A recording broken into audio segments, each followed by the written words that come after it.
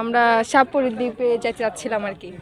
তো এখন তো ওখানে ভাঙা রাস্তা, যার কারণে আমাদের যাইতে অসুবিধা হচ্ছে। এটা 1 থেকে 120 মিটারের একটি কাঁচা এবং ভাঙা রাস্তার জন্য সীমাহীন দুর্ভোগে রয়েছে দেশের দূর দূরান্ত থেকে আসা পর্যটক, পাশাপাশি স্থানীয়রা। দর্শক, অবস্থান করছি নদী, সাগর এবং পাহাড় মিশ্রিত অপরূপ সৌন্দর্যের লীলাভূমি টেকনাফের সাবরাং জিরো পয়েন্টে। প্রতিদিন এই রাস্তা দিয়ে হাজার হাজার পর্যটক সাবরাং দেখতে আসে।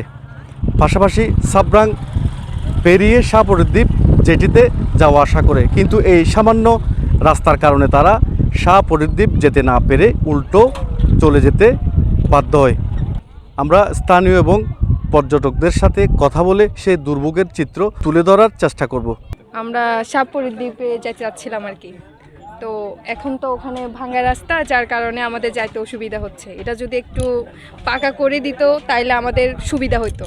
আমরা উখিয়া থেকে আসছি, হ্যাঁ ফার্স্ট আসছি, কিন্তু এখানে মানে ভাঙা রাস্তার কারণে আমাদের অসুবিধা হচ্ছিল, যার কারণে একটু পাকা করে দিলে ভালো হয়। সবার একটু সুবিধা হবে, পর্যটকদের আসতে একটু সুবিধা হবে। আমরা মায়ানমার রোডে মানে বর্ডারের দিকে যাব। তো যাওয়ার পথে এই রোড দিয়ে যাওয়ার সময় এই সামান্য জায়গাটুকু মানে কোনো পাকা নাই।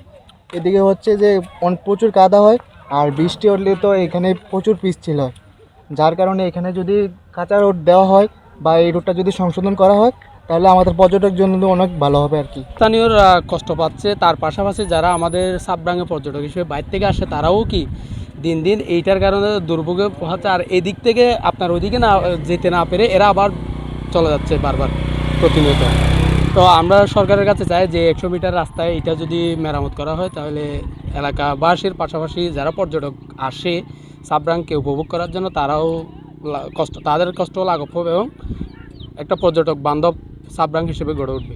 এর জন্য গুরুত্বপূর্ণ রাস্তাটি যদি মেরামত করে দেওয়া হয় তাহলে বাংলাদেশের বিভিন্ন প্রান্ত থেকে আসা পর্যটকরা এই অঞ্চলের সৌন্দর্য উপভোগ করতে পারবে। সাবরাংয়ের জিরো পয়েন্ট থেকে মিজানুর রহমান মিজান, রূপালী বাংলাদেশ।